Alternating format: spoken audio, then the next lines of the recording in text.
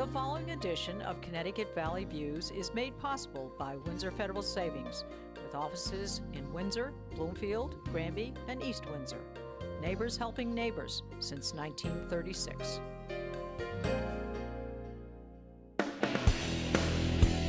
Join me, Susan Regan, host of Connecticut Valley Views, the most widely watched interview program on Connecticut Public Access TV. Proof to the people is the byline, insight without bias, generating a 360 perspective. Our mission is to focus on topical subjects with thought-provoking interviews regarding municipal leadership, current affairs, educational and political topics, as well as key destination points in New England. And here's your host for Connecticut Valley Views, Susan Regan.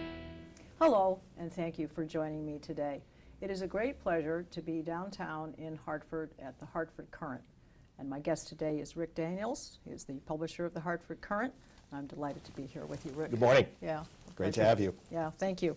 Well, give us a little bit of background. You've only been here for 7 months, Rick. Yeah. So it's, you know, a kind of an exciting time for you on board. Give us a little bit of background, where you came from, what you've been doing before this. Well, my career in media and newspapers started back actually about 32 years ago, when I, after a brief time at a kind of systems consulting side in college, I was intrigued by the Boston Globe, which had been a brief client of mine, and they asked me to come on board and to do some functions for them, and that was back in 1983. And so I stayed at the Boston Globe for 23 years, and ultimately I was president and general manager there for the last 5 years of my time. So I had an enormous range of things that I was involved in and activities, and wonderful, wonderful time, wonderful newspaper. And you know, the funny thing is that even when I was at the Globe for all those years, when you thought about the very, very best newspapers in New England, the Courant's name always came up. Well, it's the oldest newspaper in the United States. That's right. Longest running. That's exactly right. Yeah, longest continuously publishing newspaper in the United States. We just celebrated 250 years of continuous publication last fall, which was grand. So in the fullness of time, New York Times, I worked for 10 years for the Taylor family in affiliated publications, and then 13 years for the New York Times Company after they purchased it back in 1993. So some changes in management and what have you, but I ended up going towards hyperlocal publishing after that, and I spent about 6.5 years with Gatehouse Media in New England, and I ran about 100 newspapers and 150 websites there. So it was a much larger scale in some ways. You had a broad experience in this media thing. I mean, were they all relatively run the same, or did they have a diverse way of running? No, there's actually a very diverse way of running because they were very diverse communities, and I'll tell you in some ways how. But also diverse geographies and sizes and things like that. So as a matter of fact, it was the time when I was with Gatehouse that I had my first Connecticut publishing experience, because I was also responsible for the Norwich Bulletin for the better part of about 5 years. So it took me to Connecticut at least monthly, if not sometimes more. But we ran from the very tip of Cape Cod to the very top of the near the New Hampshire border in eastern Mass, and out to about Worcester. So that was an interesting group. It was also interesting because if you're at a very large metropolitan newspaper or a media company, you get used to certain things and you become familiar with certain things, but it's really at the hyper-local community level that you really also find a different flavor and a different type of publishing. It's almost depending on what the audience is. So yes. the paper almost, or the publishing group almost is formed by what the audience would like versus the publishing company deciding what they're going to give the audience. I think you're right, and I think in nature it's called, form following function. Exactly. And the weekly, largely weekly, there were dailies too. I was actually publisher, full-time publisher of 2 of the daily newspapers there, the Patriot Ledger and the Enterprise. And so, but we had weeklies that were in small seaside communities and affluent, not so affluent, in very, very newsy urban communities like Cambridge and Somerville. So there were a variety of different opportunities and challenges, but I think that actually added a lot to my experience, almost unwittingly in some ways. But after a certain period of time, it became apparent that the New York Times Company was trying to sell the Boston Globe. And so myself, and actually, in addition to me, the present CEO of Tribune Publishing, Jack Griffin, we all tried in various ways to put groups together to make a bid for the Boston Globe. And as you know, John Henry ended up getting it, and I think he's done a great job with it. But it was an interesting time, a lot of very, very, very heady sort of exploration of what the future of publishing was going to be about. It gets very political, doesn't it? It gets very political in nature, does it not? In what sense? Well, that you have various people sort of jostling and for position and you know what direction they want to take it and so forth. It's right. Well, I thought, yes, there's political at a lot of different levels, but also the brands, you know, brands like the Hartford Courant, brands like the Boston Globe, brands like, of course, the New York Times, and many, many others. They mean something. They mean a lot to a lot of folks. Sure. And there's a certain power in those brands, and there is a certain desire by people to get their hands on them and to do certain things. You're controlling stories, you're controlling what is being advertised in it. I mean, there's a lot of control going on because people are looking, even if they're looking online these days and they're not reading the actual printed paper. Sure. People are being impacted by what they read and what they see. So it's... Well, you mentioned impact, and certainly just by some very raw measure, a company named Scarborough, which does sort of media audience measurement across the entire country and all the top markets, they also measure Connecticut and Hartford, the Hartford metro area. So what they come up with is the total audience of readers and viewers of our products is about just over 1 million people. And so that's a fairly large group, and about half of that comes through reading the traditional print product, and about half of it comes through both the digital products as well as some other products, like, for instance, you know, Hartford Magazine and New Haven Living, things like that. Right. I was going to ask you how that works out, because so many people do go online these days. I think a lot of people still like the idea of taking the paper. Now, whether it's a generational thing or not, I don't know, but taking the newspaper, going somewhere in your favorite chair, sitting down with your cup of coffee and, you know, kind of getting away from the computer works for some people, and some people just want to be at their computer. I think what's interesting is that various organizations, media organizations, academic organizations that have done a lot of studies about media usage, and what they find is that generally people, no matter what the generation, are accessing news and information through all types of media, whether it's print, whether it's digital, whether it's video on TV, what have you. The only question is in what proportion are they doing that, and where you find demographics, say above 50 or 55, have a propensity to consume print more often. Yes. It's not that the people who are under, say, 30 don't consume print at all. And it is a preference issue. There's a time and a place too as to why you're doing it. I mean, there's a reason why you're sitting in the dentist's office.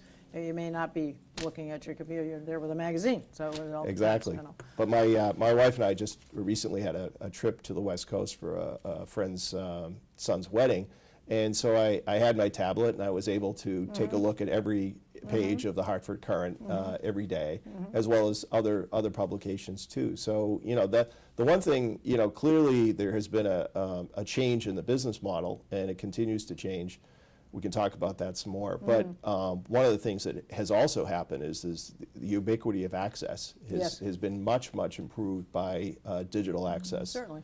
And in point of fact, back in 1995, I was the chairman of a working group at the Boston Globe that actually put together the business plan and launched Boston.com. So it's about 20 years now that they've actually been in that format. That some of the early years of digital access had been in place. And so we think on balance, it's much better, but clearly it's also been a disruptive influence in the sense of some of the advertising categories that the industry used to enjoy. Well, I think the reference to it too. I mean, if you missed something and all the issues have been thrown out in your house. That's exactly or right. whatever, you can go, oh, I saw the article, whatever, oh, well, let me Google it up and I can find the article.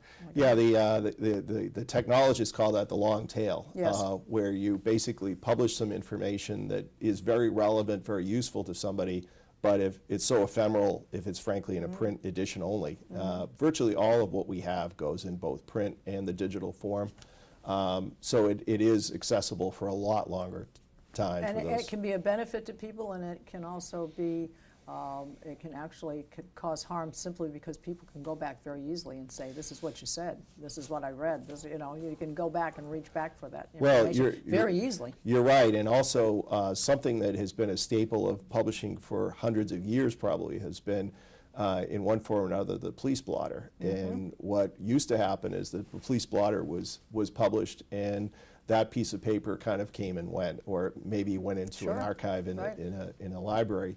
Now, it's a very typical thing for people to have their name Googled and see, is there any record of an arrest? One And needs to keep checking, making sure that their slate is clean in case Yeah, you get well, confused with someone else. you'd be surprised how many people have some brush with the law Right. that they would rather have not brought up in the future. And that becomes actually, as an industry, we're trying to grapple with that and see, you know, what's the appropriate thing, what's the fair thing, what's the right thing. Yeah. But that's something that the whole industry is still very, very much grappling with. Well, let's go back to the fact, when you came on board, and you, I'm sure, obviously wrapped your arms around it, you've been familiar with it for a long time. It certainly is a star in your crown for having reached this position.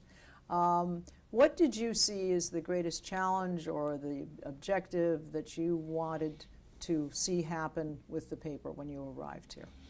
Well, I came at a time when the 250th anniversary was very, very much in full form and full of celebration. And one of my first visits here was actually at the gala that was held at the Bushnell. And when I saw U.S. senators, U.S. representatives, the governor, all the constitutional officers, the mayor, and community, business, cultural leaders, and academic leaders, I said my suspicions that were formed many, many years ago that Courant had a special place in Connecticut were very much confirmed. Yes. And so it also, by the way, gave me a great sense of weight in some ways, that this 250-year-old institution had to go on and had to remain healthy and strong. So part of it was appreciating the history and understanding that, Sure. but also committing us to the future where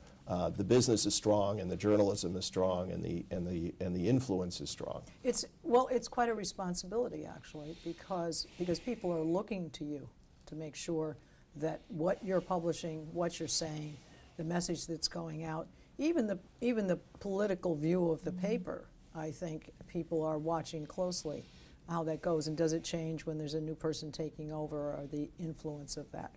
All right, let's talk a little bit about the way the paper is run, how departments have changed, how you've changed some of the format of the paper, and some of the reasons why.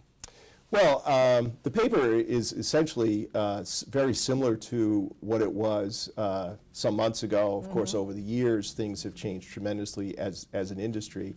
Going back to what we now take for granted as color on most pages, Yes. and both in the news side as well as the advertising side.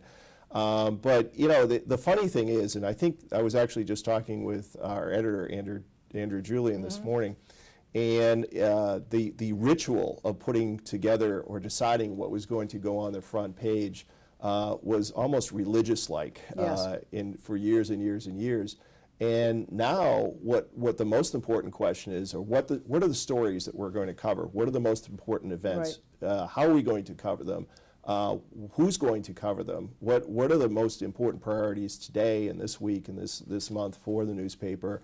Where those stories get placed on the front page has become a much less time-consuming, all-consuming sort of thing, because quite frankly, as many people will be seeing those stories in digital form throughout the day, whether it's through their mobile smartphone and the app, Right. or whether it's in their desktop or in their tablet. So placement is vastly less. It's still important. It is still important, but it is far less important. So I just think that's an interesting sort of marker as times have changed, and it's really about the content much more than it's about sort of the placement and presentation in some ways.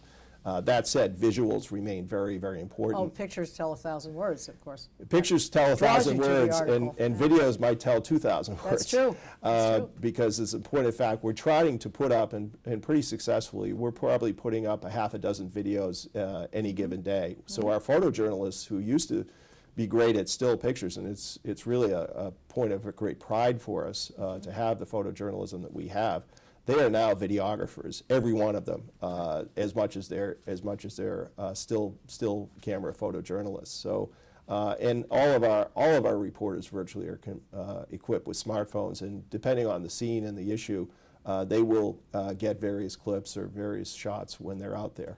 Is there a directive being given to them when they go out for a story? In other words, I want you to go and get this story, you got to, whatever. Is there a directive, or do they do what they think? Do they have the independence of thought Right. to do what they want? The vast majority of our reporters are very experienced, very seasoned professionals, and frankly, I think that's one of the reasons why we get the stories we do, we get the depth that we get.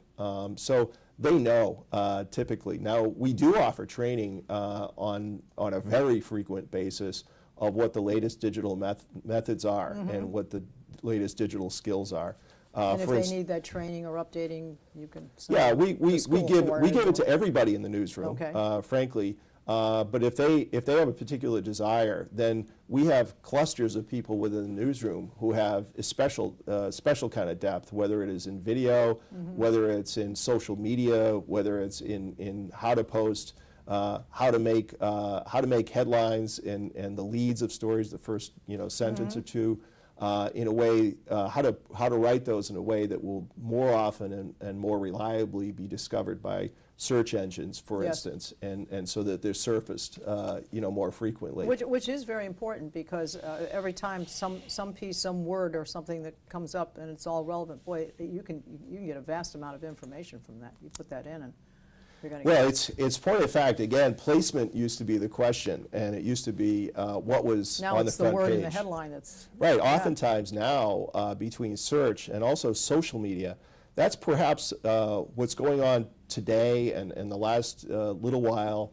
Probably the biggest change is the number of people who visit our site and get our journalism because of something they saw posted on social media. Right, right. We have probably over 100,000 social media connections that drive a great many, almost as many as search now, actually. So we have people who come to our website because it's bookmarked and they're Yes. seeing it frequently. We certainly get people who are searching for specific topics, whether it's the state budget or what have you. But we also have people who are friends or of the Hartford Courant, or who see it in their news stream, or who are friends whose friends are actually recommending pieces that they might want So they to share see. stuff all the time. Absolutely. Yeah, no question. But, I mean, you know- it's reposted 100 times. But at the end of the day, I think the difference, the two great divides in journalism are really creation and aggregation. And we take great pride in having journalists who create news, information, and opinion. Aggregation is great. There are many fine and important aggregation sites. But at the end of the day, there is nothing to aggregate unless somebody reports Well, it's a out something. first-hand story Exactly. rather than a third-hand story. Right. Well, the other thing is that journalism, especially important journalism, takes a lot of time and a lot of energy and a lot of expense, frankly, to do. Whereas And Gray's fact-finding. You gotta Make Absolutely. sure what you're saying is correct. right. There's a story in today's paper about a tragedy, that occurred where two young children perished. It's your front page headline Exactly. story. It's our front page. But Elaine and Josh took a great amount of time, and those are two extremely experienced reporters who knew how to look for court records and discovered some very important and perhaps disturbing things about what was known and could have been and should have been known. Could have been avoided, perhaps. Right. Yeah, I mean, we can all second guess everybody, but the point is what was actually in the public record at that point. That is not an easy thing to do. A lot of this stuff is not, frankly, you have to be careful you're not slanderous. Right. It's got to be the right story, but you're not slandering a name. Well, I also think that certain websites will put up a story and they won't really vet it. They won't say, Right. is this factual or true? Exactly. They'll say, we'll put it up. If it turns out to be true, we'll say we broke the story. And if Sort it of a turns out to National be Enquirer or right, something, yeah. or even other aggregation sites that are probably don't arouse as much natural suspicion. But if there's other cases where basically it's not true, it's not verified, it's not sourced correctly, and if if it goes away, well, you won't see any Or you correction might or have to retraction. retract it, yeah. But exactly. most of those types of organizations retract nothing. They just make it disappear.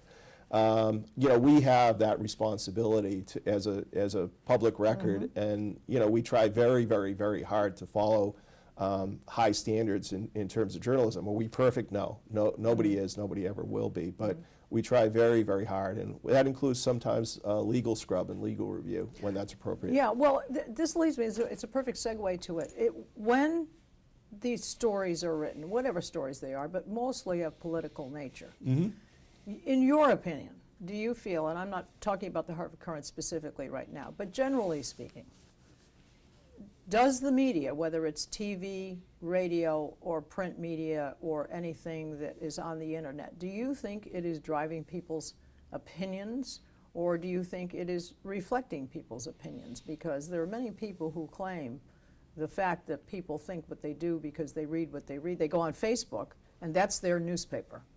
Right. Whatever their friends are saying on Facebook is their newspaper. Somebody else is going to read the Hartford Courant. Someone else is going to watch a TV program, news story, whatever. So do you think that I think you have to actually start at the news consumer, and I think there are two basic types or two different attitudes that people bring. And I think there's one attitude which is, I will look for sources that resonate with my particular point of view and look to support and reinforce my point of view. Totally agree with you on that, yes. And whatever that point of view is, whether it happens to be towards progressive or conservative or what have you, I think there are those other folks who say, I am interested in getting the widest possible set of facts and information and others' opinion. They want to be the informed And consumer. then I'll basically have a point of view, but it won't necessarily be consistently in one camp or another. I will kind of make up my point of view as we go along. And we used to, when those people existed, we used to call those people moderates.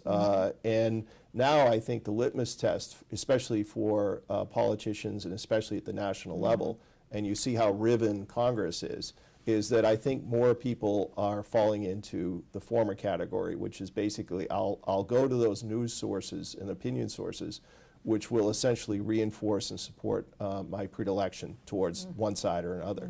We try very, very hard to separate opinion that we publish every day, and we publish the opinion of others on our editorial page and our op-ed page, the opposing page to the editorial page. So we do not, it's not that we withhold our opinion, Yes. it's we try very, very hard to say, does the stories that we're running reflect as best as they can a fair and accurate representation of the facts as we can find them out and know them. And what will happen. Let me just intersect for Sure. a second. Do you ever feel that sometimes you're doing a balancing act? Well, we had 3 stories that were on the more conservative thing. I mean, is there actual a thought process? And, well, let's make sure we also get the liberal side of, I mean, is there an effort we to don't do that? we don't do scorecards. Okay, okay. If that's one of the suggestions. I'm trying to be pretty candid about this. 'Cause, Absolutely, yeah. absolutely. But I do think we will say, what are the Republicans saying? Let's use this very recent and perhaps still evolving thing of the budget. Yes. If we wanted to marginalize Republicans' views, we could easily do that and Right. only essentially get quotes Correct. And report out what the Democrats are saying.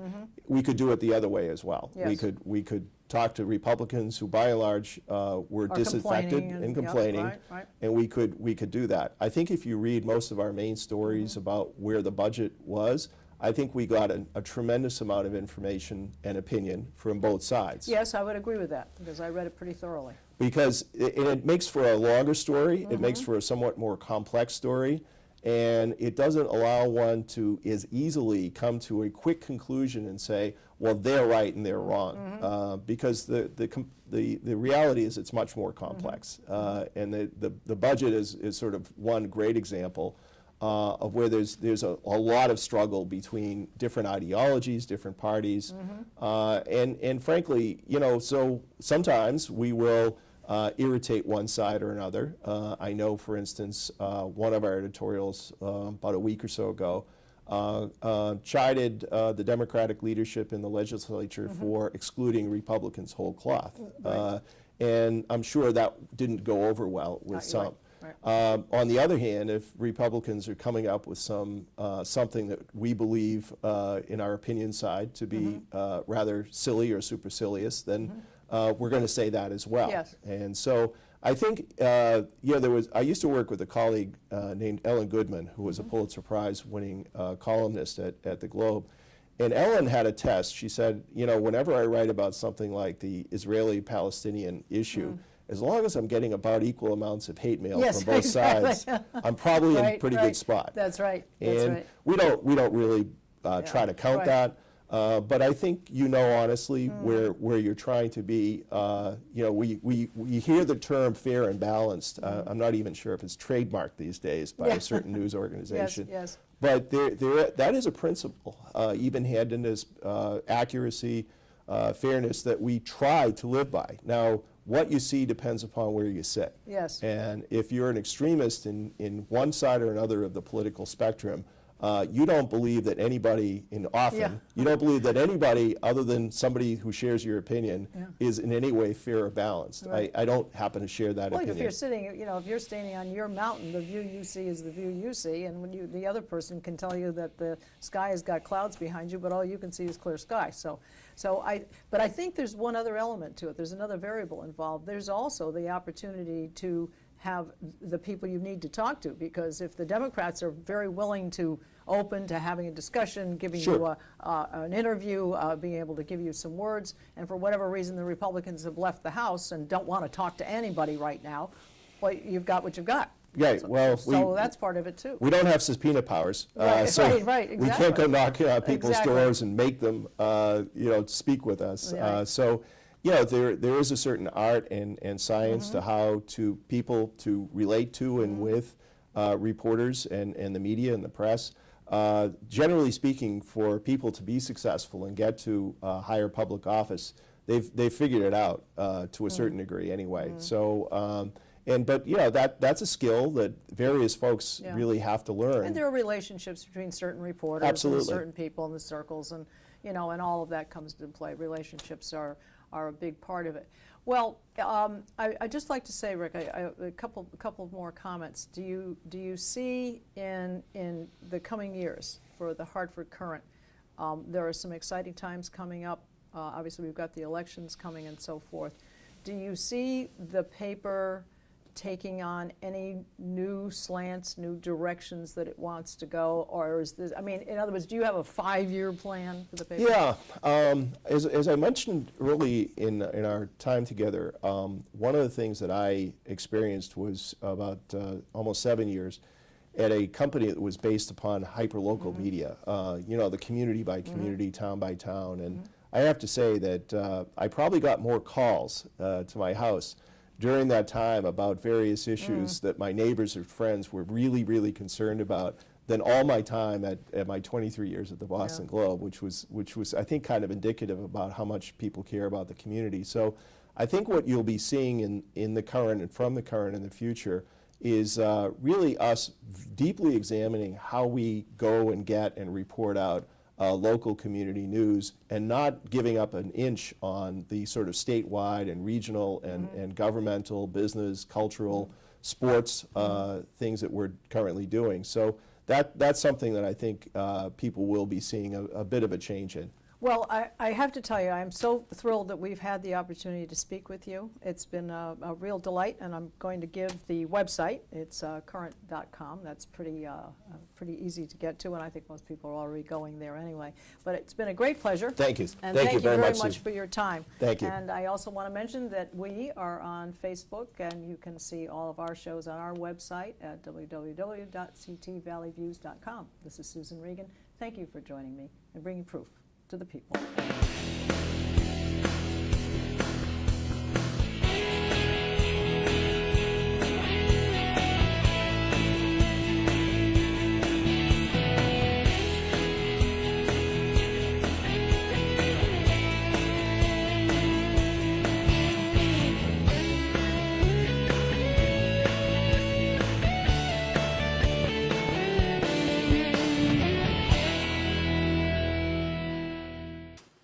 Our thanks to Windsor Federal Savings for making this program possible.